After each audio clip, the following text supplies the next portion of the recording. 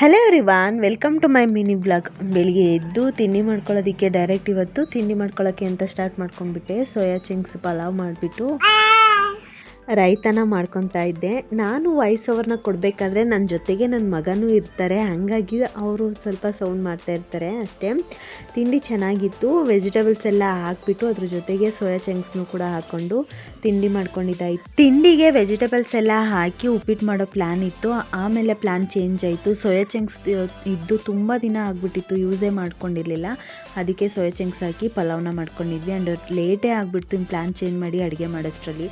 ಸ್ಕೂಲ್ಗೆ ಕಳಿಸೋಷ್ಟರಲ್ಲಿ ಲೇಟ್ ಆಗಿಬಿಟ್ಟಿತ್ತು. ಸ್ವಲ್ಪ ಬೇಗ ತಿಂಡಿ ಮಾಡಿಕೊಟ್ಟು ಬೆಡ್ಡೆಲ್ಲ ಕ್ಲೀನ್ ಮಾಡಿ ಫೀಡ್ ಮಾಡಿಸಿ ಪಾಪುಗೂ ಒಂದ್ಸಲ ಮಲಗಿಸ್ಬಿಟ್ಟು ಆಮೇಲೆ ಪಾಪು ಬಟ್ಟೆ ಎಲ್ಲ ಇತ್ತು ವಾಶ್ ಮಾಡೋದು, ಅದನ್ನೆಲ್ಲ ವಾಶ್ ಮಾಡ್ತಿದ್ದೆ. ಮೋಡ ಥರ ಮಳೆ ಬರೋ ಥರ ಅಂತ ಅನ್ನಿಸ್ತಿತ್ತು, ಬಟ್ ವಾಶ್ ಮಾಡಿಬಿಟ್ಟಿದ್ನಲ್ಲ ಅದನ್ನೆಲ್ಲ ಒಣಗಾಕ್ತೆ. ನಮ್ಮ ಮನೇಲಿ 2 ವಾಷಿಂಗ್ ಮಿಷಿನ್ ಇದೆ, ಆದರೂ ನಾನು ವಾಷಿಂಗ್ ಮಿಷಿನ್ಗೆ ಹಾಕಲ್ಲ ಪಾಪು ಬಟ್ಟೆನ, ಹ್ಯಾಂಡ್ ವಾಶ್ ಮಾಡ್ತೀನಿ. ನನಗೇನೋ ವಾಷಿಂಗ್ ಮಿಷಿನ್ಗೆ ಹಾಕೋದು ಅಷ್ಟು ಇಷ್ಟ ಆಗಲ್ಲ, ಹಂಗಾಗಿ. ಮತ್ತು ಮಧ್ಯಾಹ್ನ ಅಡುಗೆಗೆ ಪಡವಲಕಾಯಿ ಹಾಕ್ಬಿಟ್ಟು ಇದ್ರ ಜೊತೆಗೆ ಅವರೆಕಾಳನ್ನ ಹಾಕ್ಬಿಟ್ಟು ಸಾಂಬಾರನ್ನ ಮಾಡ್ಕೊಂಡಿದ್ದೆ.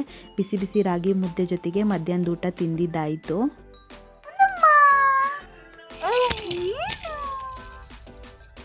ಅಂಡ್ ಪಾಪುಗೂ ಸ್ನಾನ ಮಾಡಿಸಿ ಅದನ್ನು ಮಲಗಿಸ್ತಿದ್ದೆ. ಸ್ವಲ್ಪ ಅದ್ರ ಜೊತೆ ಆಟ ಆಡಿಬಿಟ್ಟು, ಮಗು ಮನೇಲಿರೋದ್ರಿಂದ ಟೈಮ್ ಹೋಗೋದೇ ಗೊತ್ತಾಗ್ತಾ ಇಲ್ಲ. ಮನೆಯಲ್ಲಿ ಮಕ್ಕಳಿರಬೇಕು ಅಂತ ಹೇಳ್ತಾರೆ, ಎಷ್ಟೇ ನೋವಿದ್ರು ಏನೇ ಕಷ್ಟ ಇದ್ರೂ ಮಕ್ಕಳು ಮುಖ ನೋಡ್ಕೊಂಡು ಎಲ್ಲ ಮರಿಬೋದು ಅಂತ ಅಂದ್ಬಿಟ್ಟು.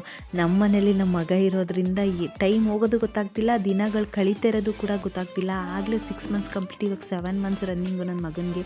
ಇಷ್ಟು ಬೇಗ ಆಗೋಯ್ತಾ ಅಂತ ಅನ್ನಿಸ್ತಿರುತ್ತೆ. ಆ್ಯಂಡ್ ನೈಟ್ ಊಟ ಎಲ್ಲ ಮುಗಿಸಿ ಆಮೇಲೆ ಮಾರ್ನಿಂಗ್ ತಿಂಡಿಗೆ ಅಂತ ಅಂದ್ಬಿಟ್ಟು ಇಡ್ಲಿ ಮಾಡೋದಕ್ಕೆ ನೆನೆಸಿದ್ರು, ಅದನ್ನೆಲ್ಲ ರುಬ್ಬಿಟ್ಬಿಟ್ಟು ಮಲ್ಕೊಂಡೆ. ಇವತ್ತಿನ ಕತೆ ಇಷ್ಟೇ. ನಿಮಗೆ ನನ್ನ ವಿಡಿಯೋ ಸ್ವಲ್ಪನಾದರೂ ಇಷ್ಟ ಆಗಿದ್ರೆ ಒಂದು ಲೈಕ್ ಮಾಡಿ, ಹಾಗೆ ನನ್ನ ಅಕೌಂಟ್ನ ಫಾಲೋ ಮಾಡೋದನ್ನ ಮಾತ್ರ ಮರಿಬೇಡಿ. Thank you.